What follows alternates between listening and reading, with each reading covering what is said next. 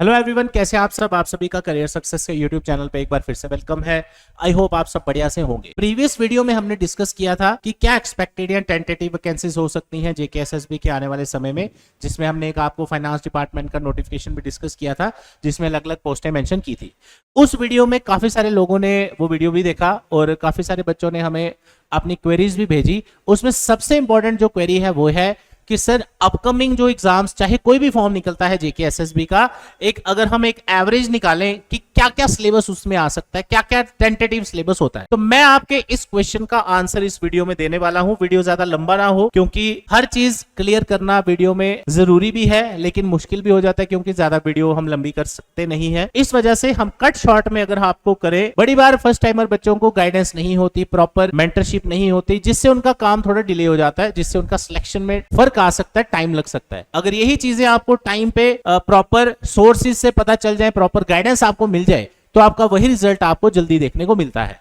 अगर आप चाहते हैं आपको जेकेएसएसबी या और कोई भी गवर्नमेंट जॉब लेना है, पहली चीज आज आप दिमाग से निकाल दीजिए, स्पेशली अगर आप में से जो कैंडिडेट्स 20 से 30 साल के बीच में है। अब वो आपकी एज 21, 22, 23 जो भी है वो आप अपने अकॉर्डिंग देख लो। रिक्रूटमेंट का वेट आपको नहीं करना, ये पहली चीज। दूसरी चीज, जो मैंने यहां पे आपको सिलेबस बताया है, क्योंकि इस वीडियो में मैंने सिलेबस ही डिस्कस करना है। आप चाहे ग्रेजुएशन कर रहे हैं, फर्स्ट ईयर में है, सेकंड ईयर में, थर्ड ईयर में है, पीजी कर रहे हैं, बीएड कर रहे हैं, एमएड कर रहे हैं, व्हाटएवर यू आर डूइंग, या घर पे फ्री बैठे हैं, अगर आपने पढ़ाई कंप्लीट कर ली है, अभी सोच रहे हैं क्या करें या क्या नहीं करें, और चाहते हैं कि सरकारी नौकरी मिले, ये सिलेबस आपको हर हाल में आना चाहिए।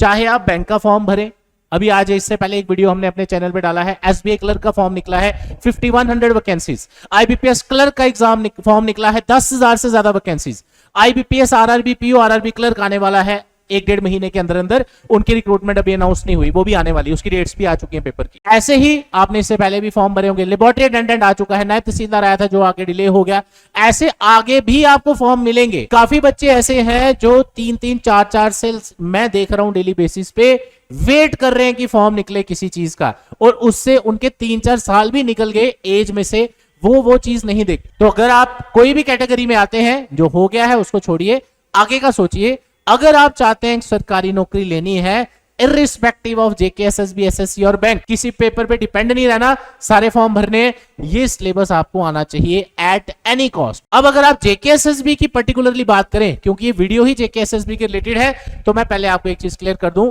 जेकेएसएसबी के हर पेपर में मैथ नहीं आता, कुछ एग्जाम्स में आता है, कुछ में नहीं। जैसे मैं एग्जांपल के तौर पे लूं, फाइनेंस सब इंस्पेक्टर का जो रिक्रूटमेंट है, जिसमें हमारे काफी बच्चे सिलेक्ट भी हुए थे 2021 वाला, उसमें मैथ नहीं है, लेकिन जेकेपीएसआई जो है उसमें मैथ है। अब जूनियर असिस्टेंट की मैं बात करूं, जो आगे आने वाले समय में आपको रिक्रूटमेंट देखने को मिलेगी, उसमें 20 मार्क्स का मैथ और रीजनिंग मिक्स आता है, यानी वहां 5-6 टॉपिक आएंगे। अब नायब तहसीलदार का पेपर देख लीजिए, सिलेबस देख लीजिए, उसमें 2-4 टॉपिक्स आपके मैथ के डाले हैं। इसके अलावा कोई और आप पेपर उठा लो, किसी में मैथ होता है, किसी में मैथ नहीं होता। तो मैं आपको सजेस्ट करूंगा, एक मैथ सेक्शन तो आपको करना ही है, बट 8 से 10 टॉपिक्स, ऐसे नॉर्मली इसके 15 से 17 टॉपिक्स बनते हैं मैथ के, 8 से 10 टॉपिक अगर आप कर लें, speed, distance, time, problem on ages, percentage, profit loss, SI CI, so on, इस तरह के टॉपिक्स, तो आपका मैथ जेकेएसएसबी का आराम से निकल जाए। दूसरी चीज, कंप्यूटर सेक्शन जेकेएसएसबी में ऑलमोस्ट हर पेपर में आ रही है 20 नंबर की, किसी में 15 नंबर, किसी में 20, यानी कि जितना इंपॉर्टेंट मैथ है, रीजनिंग है, उतना इंपॉर्टेंट ही कंप्यूटर है, राइट।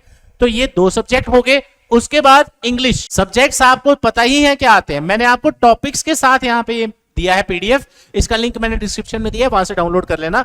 ये सभी टॉपिक्स प्लस ये टॉपिक्स, इसमें वोकैब, ग्रामर, इंग्लिश का दोनों आ गया, 3 सब्जेक्ट। उसके बाद रीजनिंग, जिसमें वर्बल, नॉन वर्बल दोनों आएंगी। अब रीजनिंग की अगर मैं बात करूं, जेकेएसएसबी में कुछ टॉपिक्स ऐसे हैं जो नहीं आते, like seating arrangement and all, but JKB constable का पेपर भी जेकेएसएसबी ने लिया है, वहां उन्होंने इनपुट आउटपुट टॉपिक डाला है, लिखा था, बट वो बैंकिंग का टॉपिक है, पेपर में क्वेश्चन नहीं आया, वो अलग बात है, लेकिन आपको पढ़ना सारा पड़ेगा, राइट।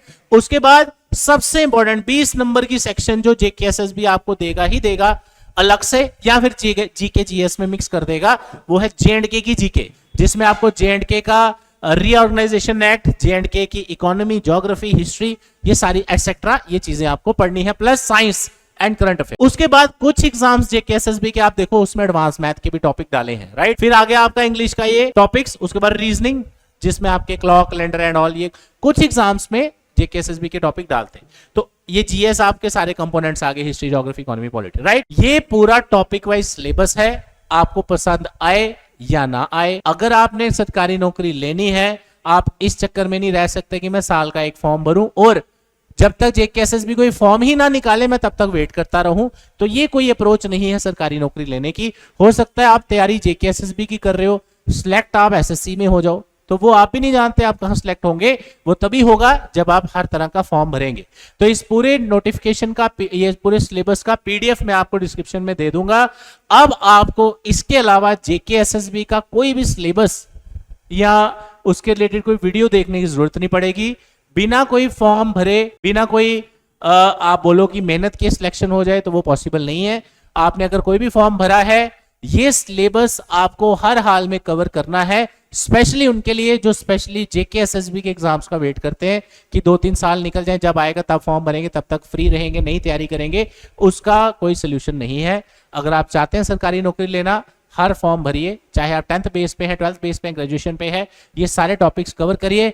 फिर आप देखिए जब आप पेपर देने जाएंगे, आपको वही एक प्रिपरेशन कितना आगे काम आएगी, राइट। अब अगर आप चाहते हो कि सर प्रॉपर गाइडेंस और मेंटरशिप के साथ तैयारी करनी है, तो आप ज्वाइन कर सकते हैं करियर सक्सेस इंस्टीट्यूट के बैचेस। पूरा साल हमारे बैचेस चलते हैं। अभी जो लेटेस्ट बैच हमने क्लोज किया, that was morning slot 9 AM। Next batch भी 9 AM का स्टार्ट होने वाला है विद इन 1 वीक। अगर आप ज्वाइन करना चाहते हैं, 2025-26 के जितने एग्जाम्स हैं, इसमें 1 साल की वैलिडिटी आपको मिलेगी, ताकि एक बार पढ़ने के बाद अगर आपको लगता है कोई पेपर लेट हुआ या आपका मिस हो गया, अच्छे से तैयारी नहीं की, whatever is the reason, आप एक बार दोबारा पढ़ सकते हैं फ्री ऑफ कॉस्ट।